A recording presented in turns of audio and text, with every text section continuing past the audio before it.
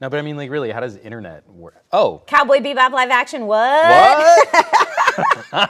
Well, welcome to another live stream. I'm liking that we're kind of into a good flow of bi-weekly. Yeah. This is good. Like, get to check in, get to see you, hang out, spend some time. We're probably going to play some games after this live stream's done. I mean, you should join us for that too, hopefully. I don't know. We'll try and make that happen. I don't know. We don't know what's happening. We never know what's happening. But what's happening right now is trying to make Twitter work. Oh, wait. No, I'm doing a show, and while you do that, I'm going to make Twitter work right now. Cool. We're doing it live. Yep, that's what happens when we have our laptops during a shoot. Hey-yo. But I want to say welcome back, and then also week of April Fools. Yes. We had a fun April Fools video go out on the Newegg channel. We did, The RGB CPU. I thought that was a pretty good joke. Did you see any other? Because I've taken a backseat. I used to do like ridiculous April Fool's videos back in the day. I remember your potato unboxing very well. My potato review. It was an unboxing, unbagging, full review. You're absurd and I loved it. Against the LG G2 back in the day. I don't do that as much anymore. But no, I feel like April Fool's is super played out on the internet now. And I also was just like, happy don't believe anything you read on the internet day and just stayed away from everything because I did get excited about a tabletop RPG of She-Ra. And that was not a real thing. But some of my friends from Geek and Sundry were like, hey, I'll help you crowdfund that. So maybe that will eventually lead to a real thing. But yeah, normally I stay off the internet most of that day. Dolphin Beers in the live chat, the RGB CPU was great. Thanks, Dolphin Beers. Like, I know Mike was having a lot of fun just putting together the actual controller, because I had to make a controller to get all the lights to do stuff. Like, I legitimately chuckled out loud when they go through all of the video stuff and then they put the cooler on top of it, which would obviously block. I did the VO for RGBs. it, and as I was recording the VO was the first time I was reading it. Yeah. And so there were moments where I'd read a line and go, "Ha, that's funny," which is always a good sign. Yes. So I appreciate those times where an April Fool's joke can actually be some good community, like, in jokes. Yes. Stuff like that. But you're right. Like, I kind of feel like the whole notion of we're going to try and trick people into thinking a headline is real April Fool's, kind of done. I had one April Fool's that I stupidly retweeted Firefly coming back, not realizing it was April 1st, and I was so excited.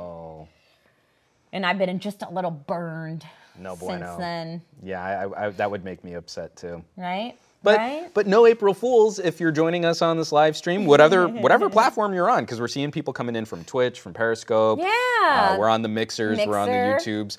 Come say hey, come hang out, and we're going to try and get to some of the comments here from Riding Graboids, the Corsair game launcher. Oh yes. So good commentary right there. Corsair also putting out something fun for the April Fools, and then I don't know. I also feel like just the climate right now, news is so over the top. But I almost need, like, April Fool's jokes just to be, like, nice. Like, I feel like ThinkGeek usually does a nice job of, like, they do. Here are some products you wish were real. They're totally not. Happy April Fool's Day. Was it ThinkGeek that did, way back in the day, the Tauntaun sleeping bag? And then it became real. Yeah. So, I mean, like, if you can do that, that's huge credibility. They also did the Mad Max Power Wheels, which I'm so mad I cannot buy for my tiny human. I might need to make something like that, though. Right? You could certainly mod something like that. For sure. Well, I've been telling you, before Lex gets too big, I need to do an Aliens power loader. Ooh. Where she can be a little Ripley. Yes. I need to make that happen. I'm into it. I'm into it. Also, Wondercon was this past weekend for anyone that is in Southern California. You were on the ground for that. I was. Yeah. I was doing a Women of Sci-Fi panel, which is just, when you mentioned Ripley, it reminded me of it. But yeah, that was a good time. Cons all around. I feel like it's too long in between San Diego Comic-Con, so you need a little just a little con in your life before that. That's where I got this Spider-Gwen dress. Was at WonderCon this past weekend. My daughter's favorite spider. There you go. I think she needs it. It's from Gold Bubble. She's going Spider-Gwen, Miles Morales, and then Peter Parker. That's her world right now, thanks to all the cartoons and stuff like that. Crazy that Peter Parker is third for this generation, at least for Lex. That's crazy. Awesome. I mean, but again, it's just like, those are the spiders that she knows. You'll have to tell her that Logan's middle name is Parker because of Peter Parker. Nice. That's true. Excellent. That's real life. So what was the vibe at WonderCon?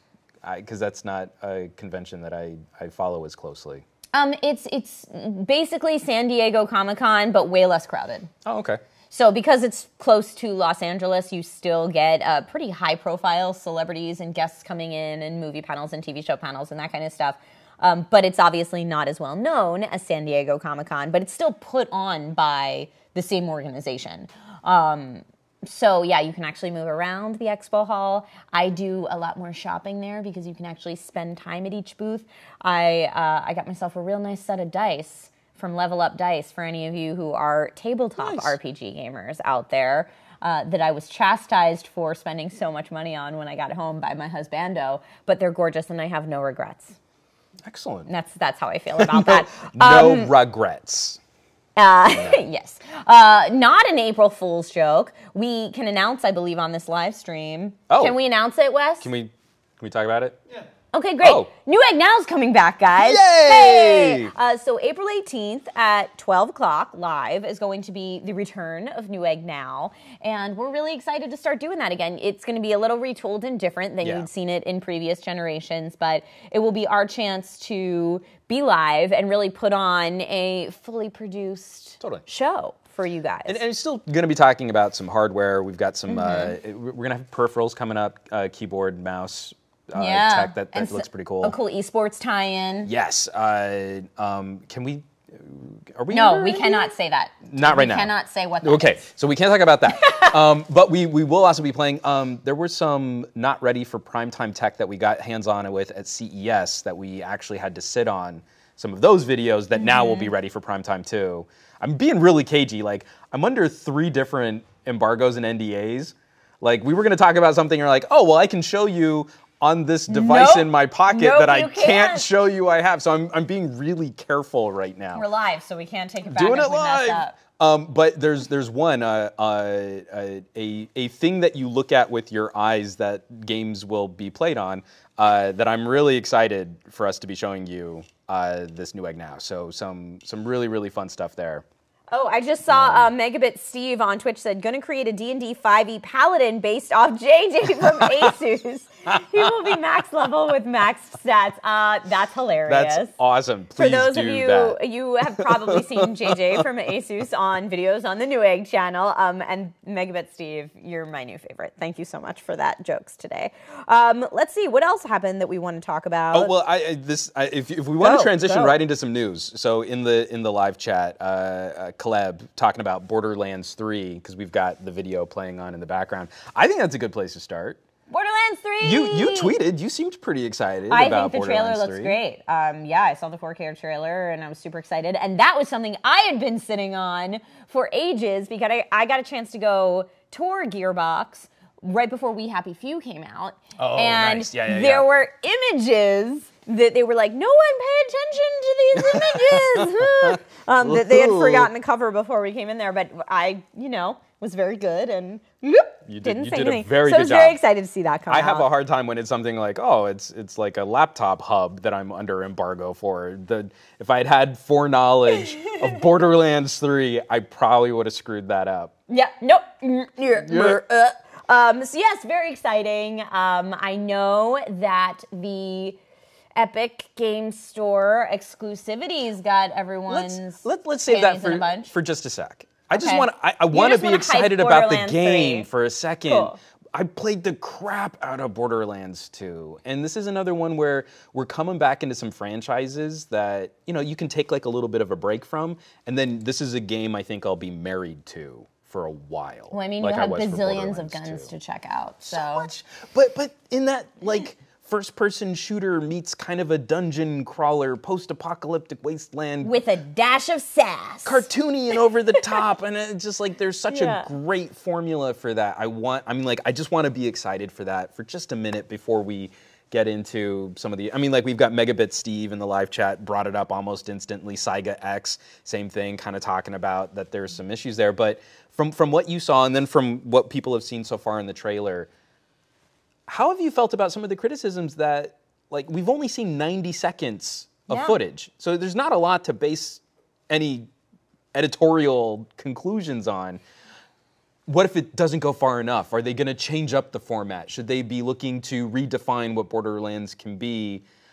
Is it going to be okay if it's just like Borderlands 2 plus new content and a new storyline, and and the stuff that we already know. I think when it's a franchise that people hold dear, they get very scared that things are going to go wrong with it or not meet their expectations, and I understand that. However, I always try to go into things with an open mind. I try to be optimistic. I mean, at the heart of it, we are fans of these franchises, so we want them to be good. Yeah. So I always try to go into it with that mentality, as opposed to the, oh man, it's going to be bad. I know it's going to be bad. I'm terrified it's going to be bad. So yeah, I think going into it with an open mind is great, and I think it looks gorgeous. I'm excited. The new Vault Hunters that they announced seem fun. I'm on board. I saw the T-Boyce in Twitch chat said Zane is probably my favorite of the new Vault Hunters, probably because he makes me think of an elderly Reese. Yeah, I mean, there's a lot to love there. Yeah. Well, and that Borderlands kind of gave us this notion of, like, player protagonist not just being, like, a silent former military scientist guy. Like, such a vibrant and crazy world to populate and play in. Kind of just another installment of that. I think I'm going to be very happy with that as a game I can sort of spend some time with. I think people will be very happy with it. And it's, I believe the release is September 14th, and that's on Xbox, PlayStation, and PC. And for the first 6 months on PC, it will be exclusive to the Epic Games Store. Okay, so now let's get into that. Let's get into that. So there are, I mean, Valve's Steam has always been the go-to for PC gamers. And I have seen some people say, you know, Epic's store is more curated, so you won't have to wade through the crap, not even real games on Steam, to get to the games. That's kind of cool for Epic. And the competition can increase both to be better. However, there are still features missing on the Epic Games Store that frustrate people. It is annoying as someone who primarily PC games, who has to have a different friend list on Origin, on Blizzard, on Steam. It is obnoxious. Having a way to import friend lists is real nice, if that's a possibility. And so there's a lot of stuff like that that just grinds people's gears. I know a lot of Gearbox titles have been review bombed because of this, which I think is always crappy because it's not the other devs' fault that this thing happened that you don't like. And I get, like, needing to kind of express your displeasure about a business move. I get that. But I don't really feel that really accomplishes much of anything. Like, again, if we're talking about human beings as the people who make these things and then run these companies, to me, I feel like that's kind of a, well, if we're already going to lose some people in this player base, we might as well not cater anything to them anymore. Right. Like, I feel like that has more of a potential backlash than accomplishing anything. But I appreciate some need to express some frustration. I just don't feel like that's going to be a productive way to do it. Yeah, I mean, it remains to be seen the different ways that people express frustration. The Epic Games Store has been doing a lot of exclusives. They have, but I unfortunately do think that it's been successful in getting the desired result of people downloading and using the Epic Games Store and Games Launcher. Well, and we were talking about this this morning. Like when we first got here, and like it's been interesting watching that perception shift where even maybe like 5 years ago, Steam was still viewed as something of an not like an enemy, but like, oh, it's this software that lives on your machine and you never really own your games, and it's a DRM platform, and there are these things. And now that there's actually some competition in the PC gaming space for a storefront, because I feel like it's hard to point to another store like Steam. You know, like someone was bringing up Good Old Games on YouTube, Rarn stuff, and I go to I do a lot of business with Good Old Games, but I go to Good Old Games for good old games. Right, and or so like now, we both buy stuff from Humble, but then you get a Steam code, you get a Steam code. Still do everything exactly. through Steam. And so now that there's some competition, I think it is kind of interesting that Steam has kind of become the good guy, but kind of in a way just because so many people already have their whole game library on Steam. Yeah, and I do like that Epic only takes 12% revenue. That's awesome, whereas Valve takes 30%. But as someone who is used to Steam being my primary hub, it is annoying to have to remember, like, oh, I want to play such and such game fire up my Steam library. Oh crap, that's right. It's not in Steam. It's in Origin, or it's, you know, like I don't know. For me, it's very easy to compartmentalize what the Blizzard titles are, and I know I have to go to Blizzard for that. Yeah. But I understand the frustration wholeheartedly. I think, you know, we were talking about it off camera. I think one of the only, like, I really need this, and I'm really hoping Epic brings it, is the cloud save. Yes. That to me is, like, I can handle, I don't do so much. That's huge. Online gaming. Like, I'm such a campaign single player gamer now. I'm not really hitting up my friends online as much as I should be. Bink Sayers on Mixer said, if there was someone out there that could unify all of these different storefronts in almost a plug-and-play manner, that would be awesome. I concur. That's an XKCD comic just waiting to happen right there. I concur. But that one for me is the one that gives me a little pause, is I do like that as a feature built into the Steam storefront. Well, and I want to say that they've said that's coming. I could be wrong, but I think I heard somewhere that Epic said, like, they're working on that. It's coming. I have to believe they are. I mean, yeah, they have to be. They have to be. It's such a core component to the sort of digital game owning ecosystem that we live in now. That I have to believe that they're working on it. I have to hope that they're working on it. They'd be foolish not to. But the fact that it's still not here, I mean, like, it still doesn't exist. But I don't know. I mean, is 6 months a deal breaker for someone who maybe wants to wait for the Steam release? Here's the thing. I think for me at least, it's annoying, but it's not a deal breaker. Okay. Which is why I say I think that unfortunately this exclusive strategy is working out. Nice. For Epic, because I do think people will begrudgingly go there because they have to. Whereas if they didn't have those exclusives, I don't know that people would go there other than Fortnite. And I personally don't play Fortnite. So, but Division 2 is there, you know, like, and they also need to clear up the confusion with having pre-sales on Steam and then it becoming an Epic exclusive. That is confusing and sucks. So let's fix that, huh? That's the one I can tag other developers on, is if you've already promised one community that you're going to sell it and then you pull that, that's scummy. There I feel you deserve some backlash from the player-based community. But this is like I think Borderlands 3 is doing it appropriately. It's not going to be a year-long release. It's not going to be a year-long exclusive. It is going to be 6 months. 6-month exclusive. That's actually, I mean, if you're a little bit more conservative, have less time to game kind of player like me. Or don't want to put your information in another store, which is another big thing. Is a huge thing. Again, because I feel like Epic hasn't always, they haven't always learned other lessons from other online commerce stores about where information goes and servers that exist in other countries.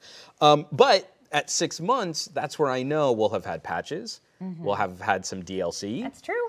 That, again, Borderlands 2 woke up a lot after its first year with the player base getting additional content. So like that 6 months window, that could be really good if you don't need to be that person who is streaming your Borderlands 2 exploits day one on Twitch. I mean, I get it, but I kind of need to be that person. I saw, let's see, who was it in chat?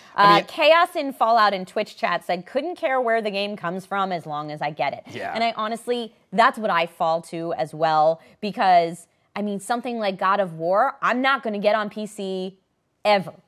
Yeah. At least as far as I know. Right. So I would much rather an Epic Games Store exclusive rather than a console-only exclusive. So if I have to pick the lesser of evils, that's the evil. And I know we want to say never, but that window, if I decide that I want to wait for Borderlands 3 on Steam just to keep my library nice and tidy, I could probably eat up some of that time with Master Chief. I just, you know, there are a whole catalog. There's a list of games on my list that I need to get to. Everybody's Steam library is only like 20% played, okay? And don't lie and say that's not the case, because that's the case for all of us. Yep. Every now and then I want to do like Steam roulette streams where I'm just like, let's tap into a game in my Steam library I've never played. And like switch it up every 15 minutes just for a good time. Sometimes you discover gems. No, You're totally. like, oh man, I got this like 4 years ago and never fired it up. For me, it's not even like I'll discover a gem. It's that I'll get mad like, why didn't I play this game sooner? I know. Well, I'm really bad every time there's like a big sale. Like when just they do like up. the winter summer Steam sales and that kind of thing. I'm just like, but it's 70% off. I need it. So, you know, okay, this is inadvertently turning into like commercials for different stores and stuff, but you know how the Humble Bundle recently did that indie bundle? Oh yeah, I got it. Okay, so I got it, then went through my Steam catalog, and I had a third of the games already. Well, now you can give them away on your Twitch No, stream. I can, but I was still like, why haven't I played these games? But this last week, what were you playing this last week? What were you streaming? I was streaming a little bit of the game Minute, which I've been meaning to play forever, and is in the Humble Monthly that unlocks tomorrow. Nice. It's one of the early unlocks, so I was playing a little bit of that. And then I went from the Humble Indie Bundle that I got, I was playing some Tangle Deep.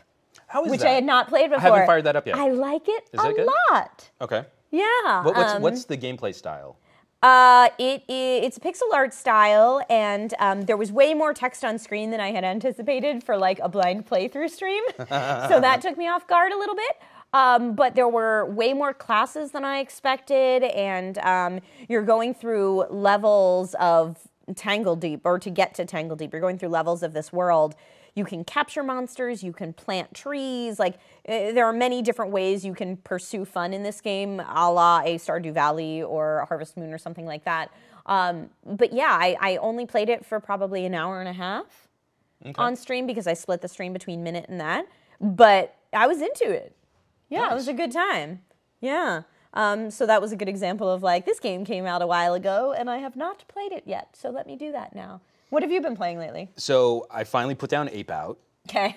Ape Out is just so blissfully simple and panic-inducing to get into. Like, I've got 15 minutes while I'm waiting for a video to render. I'm going to like try and escape this laboratory.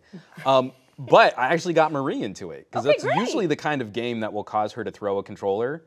But just the very simple like live, die, repeat, live, die, repeat, live, die, repeat. Like, kept her at that, like, the controller's about to leave her hand, but then she would hit it, and I could go right back into it. Mm-hmm. Oh, I died again. I can go right back into it. I do that with Tetris 99 for hours. So good. So I've been jamming some more Tetris Effect just for chill out time. It's so good.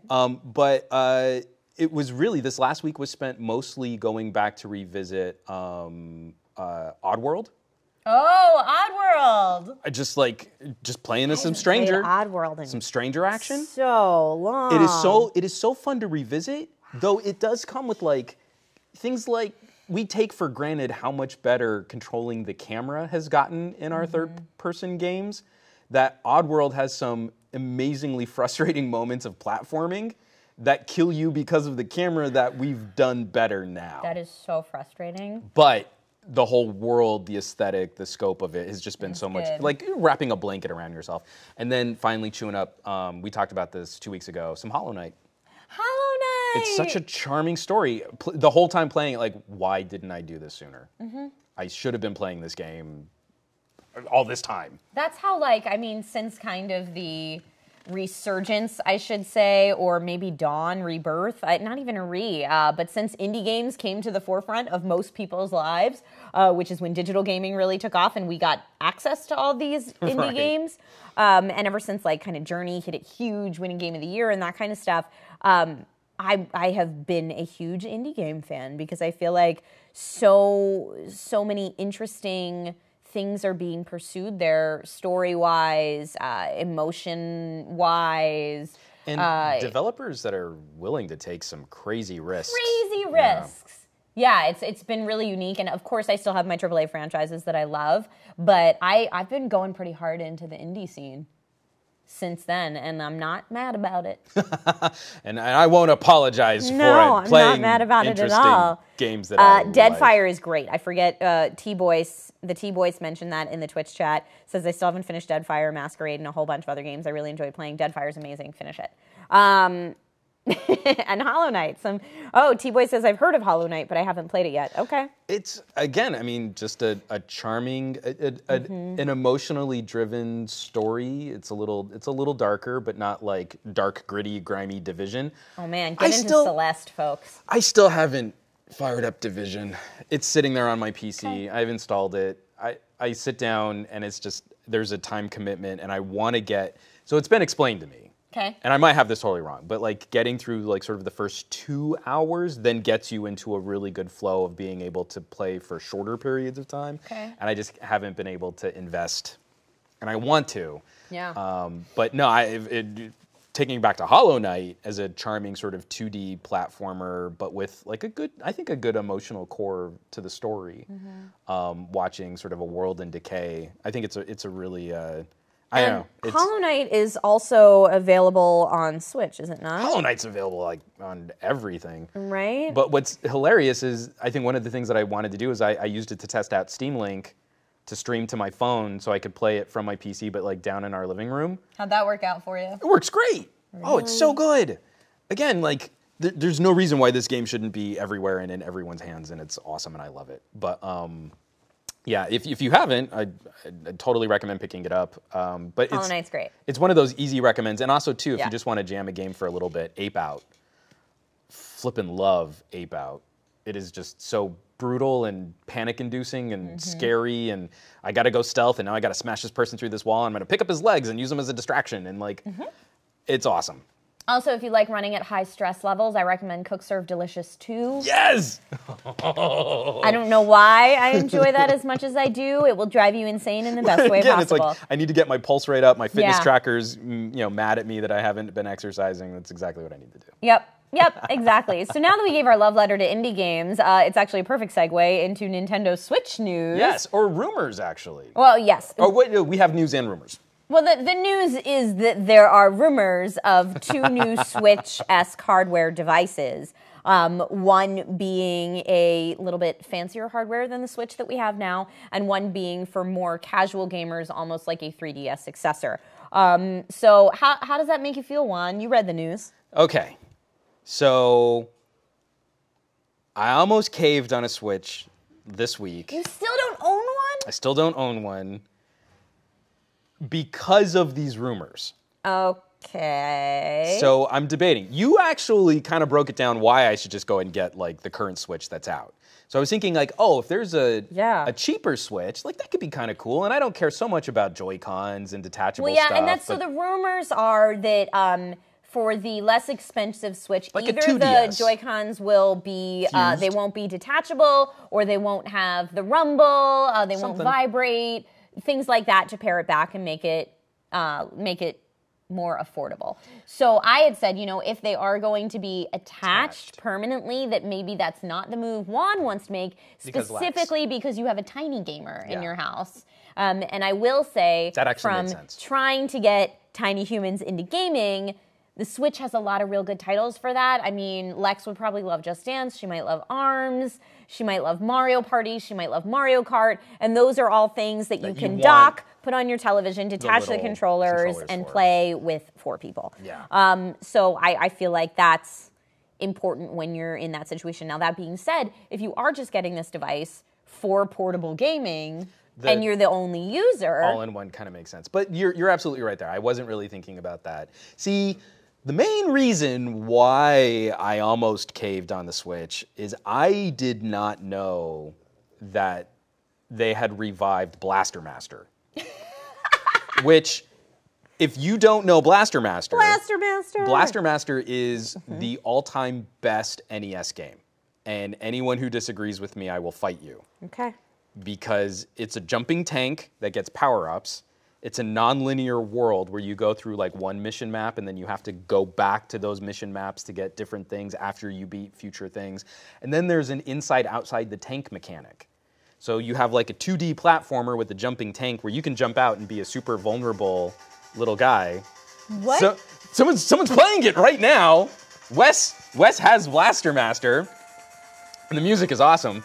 But then, when you take your little guy out of the tank and you go into a building, it turns into a top-down Legend of Zelda style isometric view.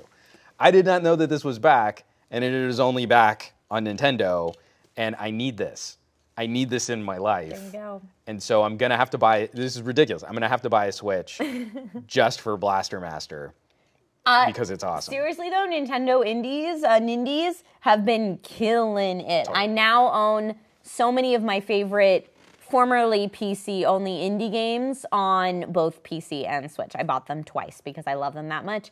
And at least here in the U.S., when you fly on airplanes, the Switch is small enough that you don't have to put it away during takeoff and landing, so you can just play the whole time. I used to be the person who brought out my whole gaming laptop in the airplane, but then you have to put it away. You have to put it away, and you can't take it out for the first 30 minutes. Switch makes that life easier. The last 2 flights I was on, I was stuck in that one seat that you couldn't get to like a power cable, and on a longer flight with a gaming laptop, it's like, well, I can game you have for like 40 minutes. I can game for about an hour. Put your brightness all the way down, and maybe you'll get an hour. Yeah, exactly. Yeah, and also I because I've been gaming so much on phones lately too, for this like quest of mine to like champion mobile gaming and find games that don't totally suck.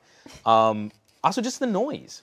Like my gaming laptop kicks on like a blast furnace. Ooh, yeah. When it really gets going. And I just feel like, I know it's my wife and my daughter and I, but it's still kind of like rude and noisy, and it's louder than airplane engines. So like, let's hear it for laptops that you can adjust the fans, huh? You know? Right? And especially because I'm probably not going to be hitting the most graphic intense game, but as soon as those temperatures climb, it really just cooks. I get it. So. All right, so we had 2 poll videos for you guys. Oh, but hold on. I wanted to, before we leave Switch rumors. So I totally understand, like, first of all, I think it's a great business move to keep regular Switch. Okay. Right? So you don't feel like, oh, my Switch isn't as good now. So that's just like your mainstream Switch. No, I mean, the mainstream Switch is still killing it. I love the idea of going like a 2DS style version of less expensive Switch. Yeah. What do you think a higher-end Switch? They have said it will not be on par with hardware seen in a PS4 Pro or Xbox One X. So it's not going to be at that level. It will be I think they said for gaming enthusiasts or something like that in the rumors. Do you think that would mean a mostly living room-focused hardware setup? Like maybe that becomes the sit-down couch console that lives under your TV. Maybe, like could that be a Switch Pro? I don't see why upping the hardware a little bit would make it not portable. You know what I mean? Right. I don't see why they would take away the portability. I think that it would be focused more though on the docked experience, but not take away the portability. Yeah, that'd be my guess. What do you think? I don't know. Yeah. I really don't. I mean, I kind of feel like if you were to make a Switch with just like a higher resolution display and maybe a nicer Pro controller bundle kind of a thing, like that would be enough for me to call that a Switch Plus or a Switch Premium or something like that. And I'll be perfectly happy going with the more mainstream Switch. Well, and I think especially, too, if they really start adding more home entertainment style apps and functionality to the Switch, people are going to want to stream their Netflix in 4K or, you know, like people are going to want that at some point. Some of those things that I feel like we didn't fully utilize on a Wii U could be kind of interesting. I didn't utilize anything on a Wii U. Well, that's why I slow played Switch. Is like Wii was fun. I had fun with the Wii. Right. I really thought Wii U was gonna be the thing. I really thought like, oh, you're gonna do this. I like this tablet thing. It's like so many good ideas here. I played one of those Arkham ports where the tablet would be like a different map view that interacted with the game. I mean, like, oh, this is gonna be brilliant. This is gonna, and then nothing happened with there were cool ideas for like a second screen experience type of gaming, but yeah. And so when Switch came out, I was like, oh, you know what? I'm not gonna jump on this like I jumped on Wii U, and then it just became a problem because Blaster Master. I see Q3 Becker and the Hippocalypse in chat are talking about Final Fantasy on the Switch. Yeah. Final Fantasy X's coming to the Switch, and Final Fantasy VII currently on the Switch. I love Final Fantasy. I just like, I should have been playing Diablo 3 on the go, like, because I can't get any Diablo on my phone. I haven't played Diablo 3 on my Switch only because I already own it on my Xbox and on my PC, and I don't want to buy it a third time. See, I only owned it on the PC, so I was like, I could buy it a second time, but I don't have a Switch, so. Well, I'm gonna fix that. Maybe very we soon. Should check that out. But as I mentioned earlier, we did some polls this week because this is a live show, so we want to get your opinions in here as well. And the 2 poll videos that we're going to discuss today, I did one that was the weirdest gaming mice showdown. Basically, I found some weird gaming mice around the Newegg warehouse and made a video about 3 of them and asked you guys which one you thought was the most unique. It's kind of fun when they just let us like go over there where the warehouse is and like poke at things. Pick stuff. So nice the three that we talked about in this video were the G-Skills Ripjaws MX780, the Logitech G502 Hero, and the Corsair Scimitar Pro. Scimitar. And do you have the poll results up there, I Juan? do. So I've got poll results here for Facebook and for YouTube. Okay. The poll apparently went up in different places. So, hit us with it. So, top votes on Facebook. 48% of the vote, Logitech G502 Hero. Whoa. Second place, the Corsair Scimitar. Okay. And third place, the G-Skill Ripjaws MX780. But that looks like it's reflected on YouTube as well. So in first place, but with a larger percentage, 62% of the vote went to the Logitech Hero. Okay. 25% went with the Corsair Scimitar Pro, and 12% went with the G-Skill Ripjaws. So both communities agreed Logitech G502 Hero. Now, did you get a chance to get hands-on with any of these mice as they were floating around? So I actually thought, it's funny to me that the Ripjaws MX780 is the one that lost in the polls.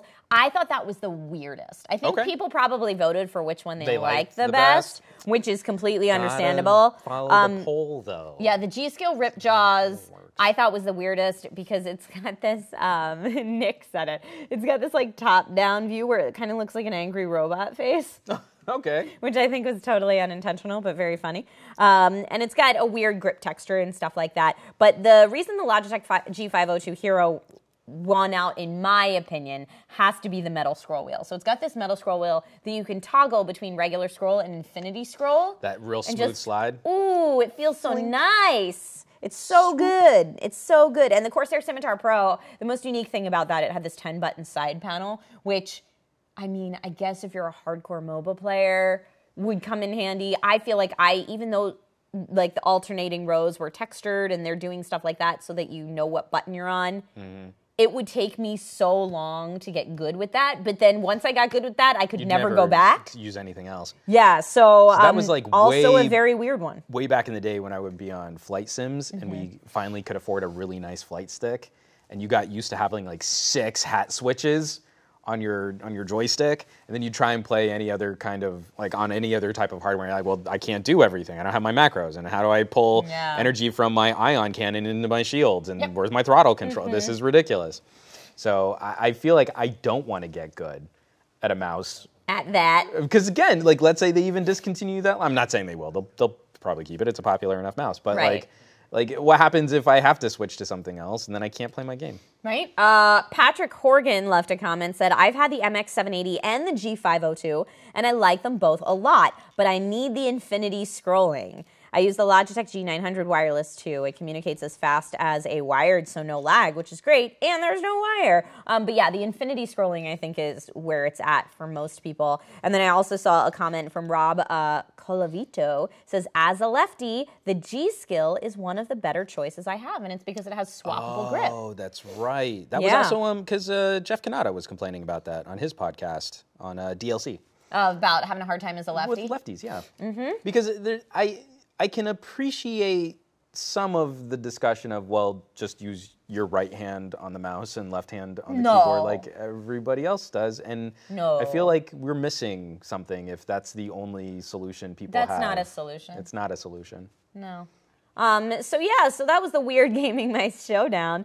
And then I also made a video with 3 gaming keyboards that I found in the Newegg warehouse. And this was not focused on the unusual aspects of the keyboard. This was just like, hey, here's 3 keyboards everybody around here, general consensus, likes a lot. Yeah. So even though they're at different price tiers, let's go ahead and do a little bit of a showdown and see what you guys think. Thing. So, we had the Corsair K70 Mark II. We had the Logitech G513, the Cooler Master keys, and I still use a typewriter. Okay. I love that we did. I still use a typewriter. Great. 61% of the vote went to the Corsair.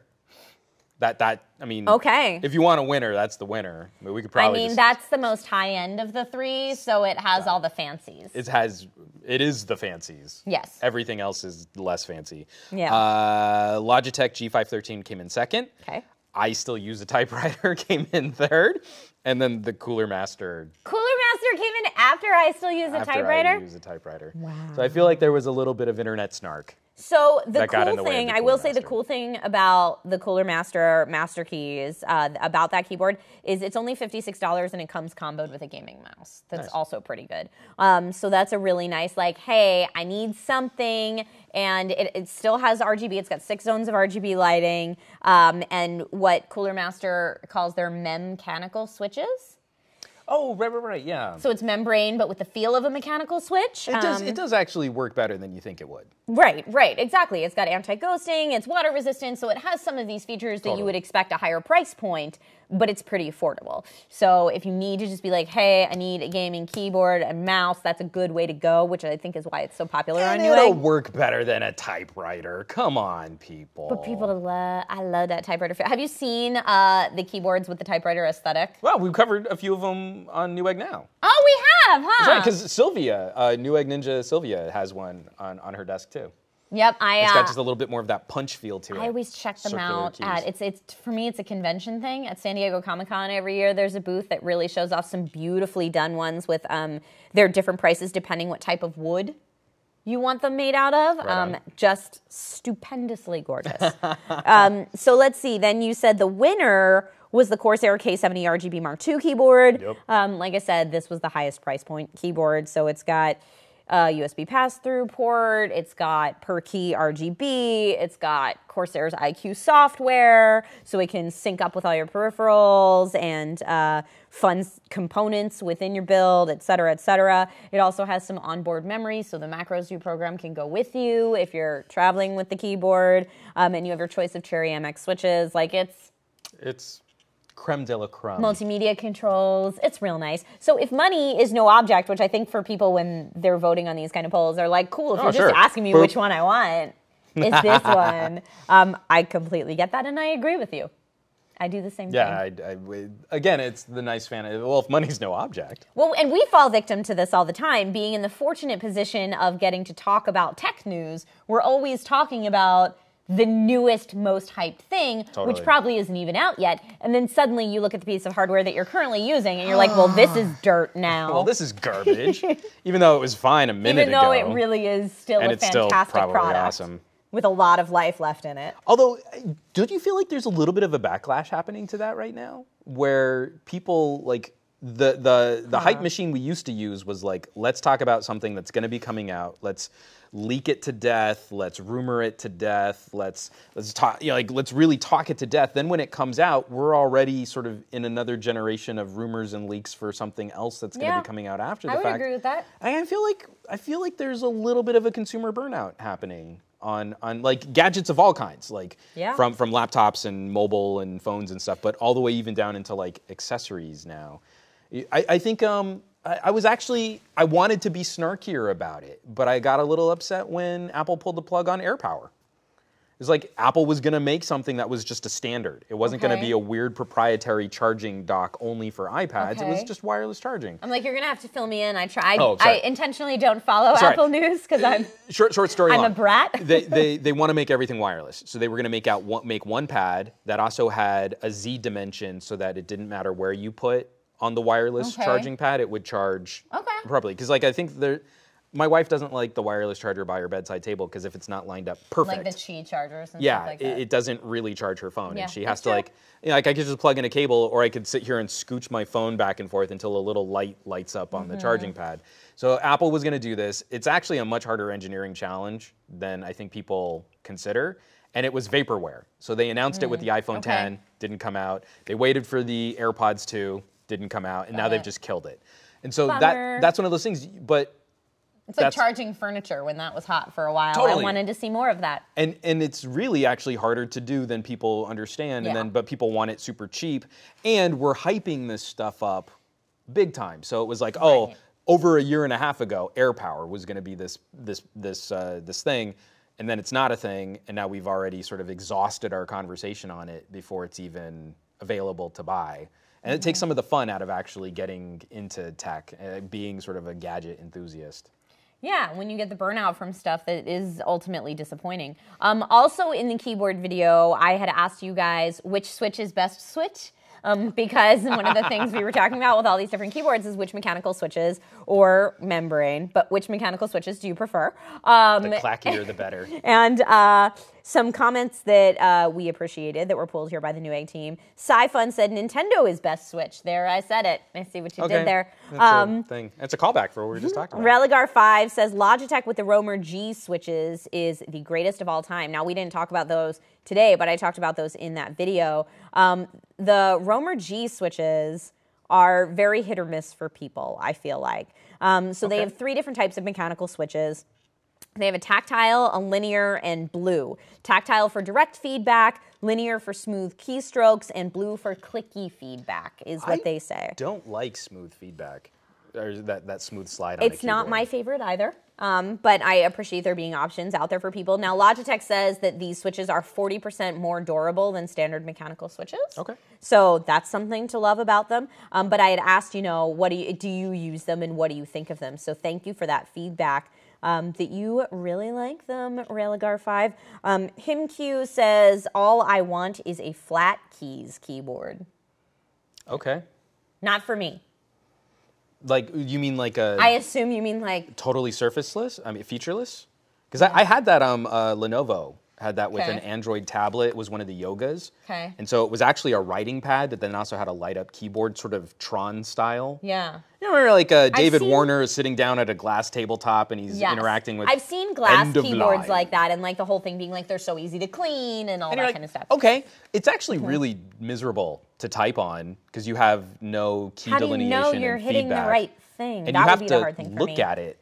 Because that's your only feedback. You have to look at it. Whereas when you're really typing, you're looking at the screen and you're seeing what you're typing. Or maybe there could be some kind of haptic feedback, something. I don't know. They could probably come up with something. It doesn't really help, though. Okay. I'd be interested to see where it goes, HimQ, and I'd also be interested to hear if that's actually what you meant by flat keys keyboard. We're just making assumptions.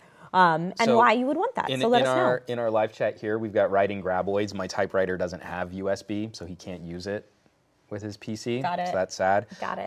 The T-Boyce, he mentions that he's biased towards Logitech, but he has a question, or they have a question. He or she has a question. I'm sorry, T-Boyce. T-Boyce is a guy. I met him at Wondercon. Okay. Hey, T-Boys. I guess I'm not sure how a regular QWERTY keyboard differs from a gaming keyboard. Like, what are the advantages and disadvantages to using a gaming keyboard? Well, first of all, there are no disadvantages. Gaming keyboards have things sometimes like specially textured keys that you would use frequently, so it's easier to find them. Yeah. You're also going to get into a discussion about which kind of switch, which is basically what we were just sort the of mechanism that makes either smooth keystrokes or really clicky keystrokes, and different people prefer different things for different types of games and different play styles. Juan and I are both in the clackety camp. We like our keyboards to be loud, but then you 100% know when you have to press that key. Yeah. That initial attack is what's really important to me. I don't like gaming on keyboards where if my finger is hovering on a key and some slight pressure starts to activate that key. I don't like that feel. I like there to be a distinct punch when I know that key has been activated. That's how I am too. Gaming keyboards will also offer things like sometimes multimedia controls or USB passport or USB pass-through ports so that you can connect other peripherals and things that are kind of exclusively or more commonly the needs of gamers as opposed to other traditional computer users. So that's kind of in a nutshell, what differentiates the two. And then also there's the aesthetic. I mean, you have sort of light up keys on RGBs. I mean, like, I have backlit keys on this, but there aren't any colors. So I don't know how, like, I'm supposed to use this. I do. I'm RGB in the crap out of my life. That's how I like to roll. Got a good rainbow scroll going over But if you have per key RGB effects, again, you could make WASD a different color or whatever you've set hotkeys, et cetera, et cetera. It's all about customization. You can customize it to your game of choice and play style. And that's something I think the game developers will take advantage of better. We got a sneak peek of some good ideas that I think they could build off of on Far Cry. Yes. Where your keyboard responds to things happening in the game. I would really love to see a Wolfenstein where as you take damage, your keys change from like green to red. So you have a peripheral glow of information that's not on-screen HUD, but still helps inform the gameplay. Like, oh man, my desk is turning orange. I need to get a health pack. Right. There's Stuff a lot like that of that. could be so cool, and we're starting to see some of that picking There's up. a lot of that going on right now. I know there were a couple displays that I saw at CES by MSI that had like a lighting bar at the bottom that would change colors, and it had like maybe 5. I'm just trying to remember from January, so pardon if I misspeak here. But it had a couple different lighting bars at the bottom, so it could actually reflect like your health bar as it goes and stuff like that, more than even just a single color with certain games that it was meant to work with. But stuff like that I think is really cool and helps the immersion of gaming. So gaming products and peripherals are all about more immersion and customization and macros, which I saw someone mention in chat, of course. Yeah, IamBox says in-game effects is what ROG calls their version of using that kind of lighting for that. And then also someone else had a... Alucard 835 says gaming keyboards have software for RGB, macros, etc. Typically to get the full functionality, and sometimes those don't work the greatest. That's true. Sometimes they don't. Yeah, and I just want to make sure I didn't miss any down there. Oh man, talking about which keys are best keys. X7 Rudicon says, I will always go for brown, clicky enough to be satisfying, yet not annoying to listen to, or maybe something else switches that I can't. Or I like silent switches. Oh, or I like silent switches. I've got a Strafe RGB with the silent switches, and I've also got a Cooler Master Quickfire TK with the brown switches. The Cooler Master KB was only $100, and I almost prefer it more. Awesome. Thank you so much for weighing in. And so IamBox, MX Red, silent exclamation point. Okay. Very loudly had to proclaim love for a silent keyboard. You know what? I have to say... Silent! When you are the only person in an office that's like an open office, when you're the only person with a clackety keyboard in an open office, everybody hates you. That is rough. Okay. I'm that person like all the time. Also filtering that through the fact that I do most of my gaming by myself in my office at home. So I like clacky for that. We should bring up, because I just did a tweet this morning showing off this build behind me and how I love all the RGB in it, because I really like RGB, as you can see from my laptop. But it was really funny as someone responded, like, just make sure it's not in your bedroom. And I was like, oh my God, yes. For the years that I lived in a studio apartment, this is the saddest. I actually took a very lightweight blanket and threw it over my entire setup, like my desk. I just threw it over every night because it was easier than powering everything down. And like sometimes you got to download a game overnight and stuff like that, but you also want to sleep. I feel so bad. Like years ago when Marie and I first moved to Southern California, the first 6 months that we were out here, we were in an efficiency while we were really scouting to try and find a good apartment. Yeah, it's hard to find a good apartment. And I didn't give up on my gaming. No. So just like 2, 3 in the morning, I like massive monitor, lights on, computer fans kicking. I don't know how she slept. I really don't. Because, you know, I was wearing headphones, but that doesn't stop all of the noise of gaming. No, it's very loud. When your partner is sleeping, like, right here, because the efficiency is just, like, a hallway of a room that you had to cohabitate in. I'm shocked I'm still married. That is love.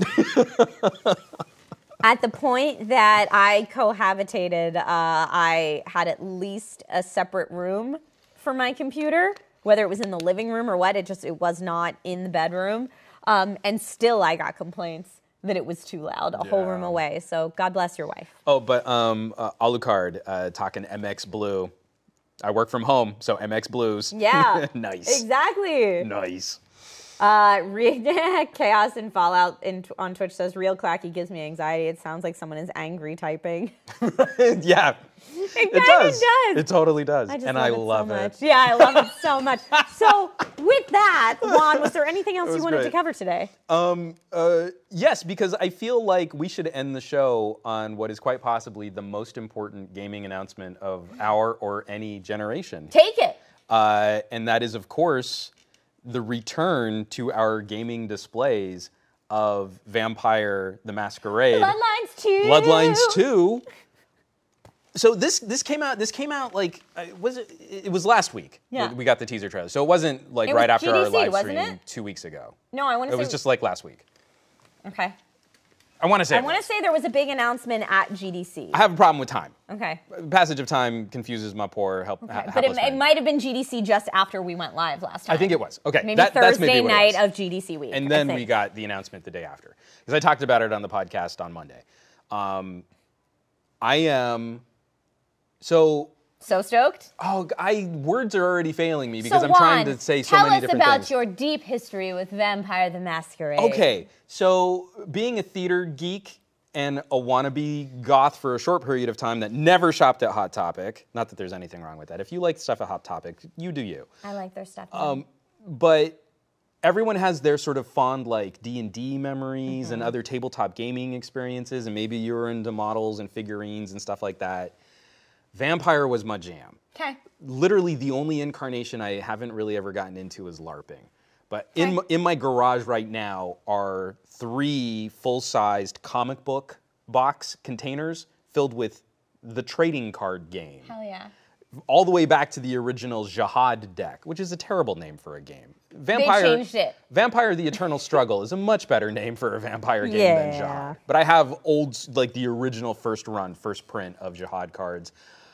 And I always adored the character creation in Vampire. It's so good. The first Bloodlines, you can get it now, was such a tragic celebration of the vampire community. I know, I need to replay through the first Bloodlines. Because the first game came out, and then the developer folded almost immediately, and fans kept the game going with mods, and patches.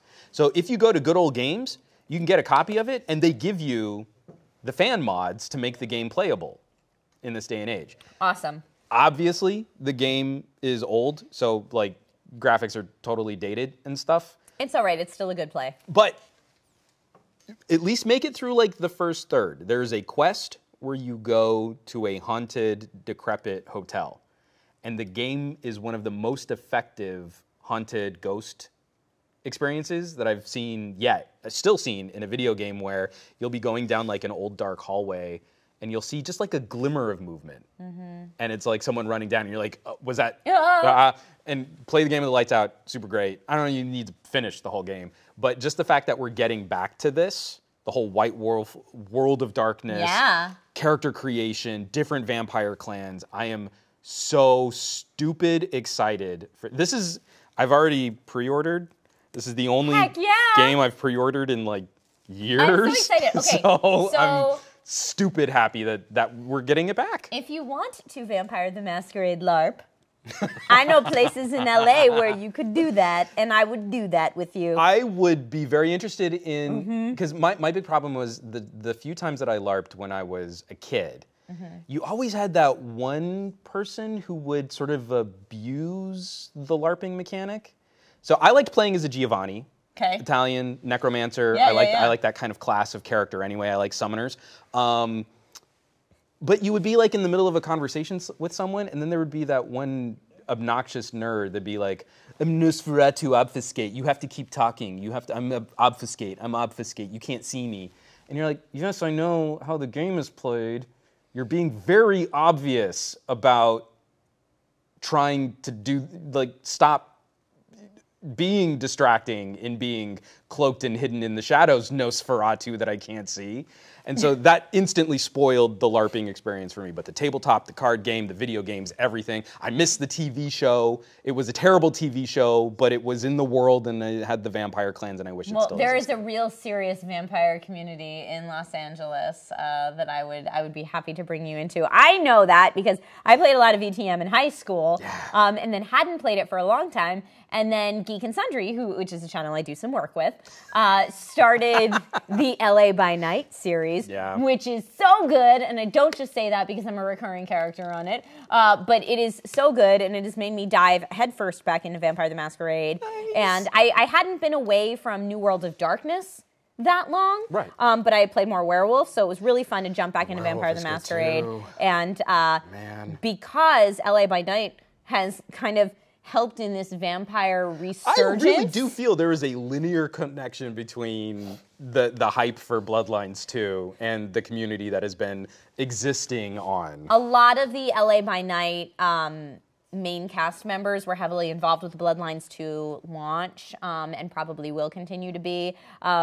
So yeah, I encourage you, if you like watching tabletop RPGs and have not seen LA by Night yet, do that. It's fun. It is very dark and very, you know. So what's your clan? Because I feel everyone sort of starts with like a Bruja or like a Ventru. So like I was given the basics of my character because the way they do guests on that show is they the sired NPCs. You? Well, no, I mean they are like, okay, here's an NPC that's coming into the story. Clan Tremere. I'm casting you as this NPC, and then you come in and kind of make the character your own from there. But my character is a Bruja. Okay. Which I'm not going to reveal too much about her character because not too much has been revealed in the 3 episodes I've been on the show. But it's cool because she is real fierce. And it's not often that I get cast to play kind of a more villainous character. I usually get kind of the wide-eyed, optimistic. The villains are so much more fun. Right. Now I'm getting to play a person that, you know, will break your skull for looking at her wrong. Nice. And it's real fun. So I'm having a great time with that. We also jokingly on the show refer to Clan Bruja as Clan Leather Jacket. Yeah, totally. So I'm Clan Leather Jacket. Absolutely. On that show. But yeah, you should check it out. It's a real good time. Season 2 just wrapped, and they announced that there will be a Season 3. So nice. Vampire the Masquerade love is spreading. That's good. Yeah. That makes me so happy. It's So like I started as a Bruja. Okay. Like, so I think everyone kind of goes through, oh, I'm an anarchist, like whatever. For not the tabletop game, but I love playing Malkavian. Okay, Malkavian's great. I love playing a Malk. Even in Malkavian's great in actually, tabletop. So okay, go play Bloodlines 1 as any regular vampire clan, and then go back and play it as a Malk because they have completely rewritten the entire game as a Malk. Oh, that's great. Where you can even you can pick a fight with a stop sign in the dialogue tree. It's like, no, you stop. And it's hilarious. I feel like I was always like, Nosferatu's where it's at, because you want to go like super vampire lore. I like Nosferatu. It was when the game expanded and started in, I forget, there was like an assassin clan. I can't remember what they were called, that were sort of like Nosferatu, but not disfigured. But a very stealth-heavy, silent kill kind of vampire clan. I'm gonna look it up right now while we're I keep wanting to say Assyrian, and that's not what it's not Assyrian. But then when Giovanni came about, and you got a summoner class, and you could have like your familiars and your zombies. That was good times. So the T-Boyce, I just learned there was even a Bloodlines 1. I am so jealous of you. I wish I could partially lobotomize my memories of Bloodlines so I could go back and play it again for the first time fresh. Huzzah! So I mean, again, it's a pretty cheap buy. You can pick it up now. Chaos and Fallout. I never played Vampire Masquerade video game, but I did play the role playing. Toreador is great. Toreador, that was the other one. Is that what you're thinking of? No. Toreadors were like the artists Yeah. and stuff. Like Toreador was always a fun sort of clan to visit. The models, the artists. I never lived there, but I did like to visit there. They're the bard of the VTM world. I always felt like the people that gravitated towards Ventru, though, like I wasn't really friends with them in real life. I always felt like that. Oh, really? I have seen some very interesting Ventru characters. No, some great ones, but also like, oh, that is a personality type. There's sort of like a quest and a seeking of power and a domineering personality type to do that well. Yeah. And that's not my jam. I don't do that well. Is there a gangrel in your future, perhaps? Maybe, because you kind of nailed it though. Like the World of Darkness, I feel like werewolf has been kind of the flavor. Yeah. And if you wanted to do the more nature, I don't really have to have like my coffin and I sleep in the dark and I've got my hideaway. I can just go, I'm going to sleep under a bush. Like gangrel could be kind of fun. But I think I do need to go back and revisit Tremere. Okay. So like more wizards and magic and stuff like that. Like I kind of feel like that's one of the only clans like I never really got into way back in the day when I was playing a lot. And that's something like, okay, let's start fresh and let's really do something different. There's always something new to go back to. Always something good. Huh? So good. I love that we're ending this episode on a love letter to Vampire the Masquerade. But it's all related to the Bloodlines 2 announcement, so it does tie back in.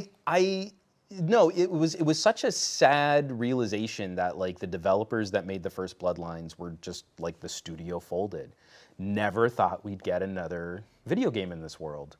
It's so weird when you have that feeling of like finality. Like, oh, this game has this cult following. It is like celebrated in this community. There is some really fun stuff there, but like it was of its time.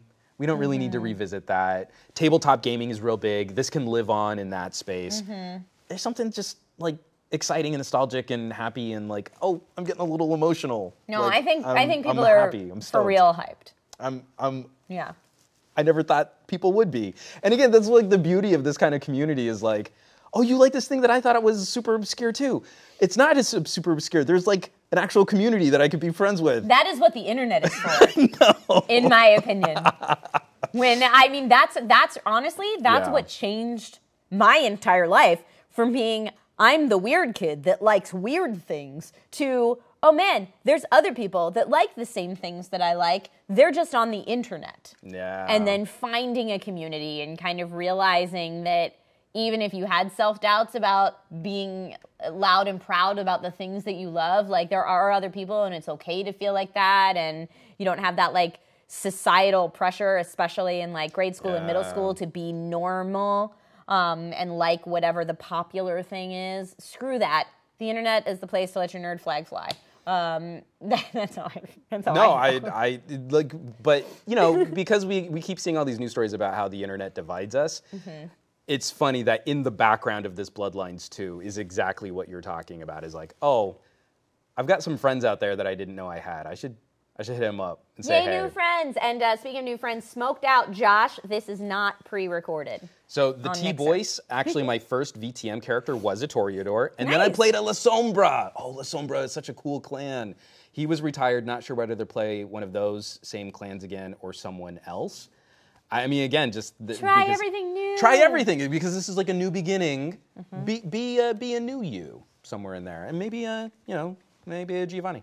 Giovanni's are pretty cool. And T-Boys, thank you for showing the Casey love. Casey's my character on LA by Night. But yeah, so I think that about does us for this week's episode. We could wrap it up. Next time you will see us is that first Newegg Now is in 2 weeks? So is that true? On April 18th. Yeah, in 2 weeks on April 18th. So again, we'll be going live at noon Pacific time, and we'll be live on all the places that we're live now. So you can tune in any of those places: Newegg.com, Facebook, YouTube, hopefully Mixer and Periscope and everywhere else as well. So thank you for watching, and please tune in because it's going to be a show. Yes, please come join us. It's going to be super fun. And just real quick, Chaos and Fallout, Laurel K. Hamilton, great reads for vampires. Totally agree. Okay. Bye.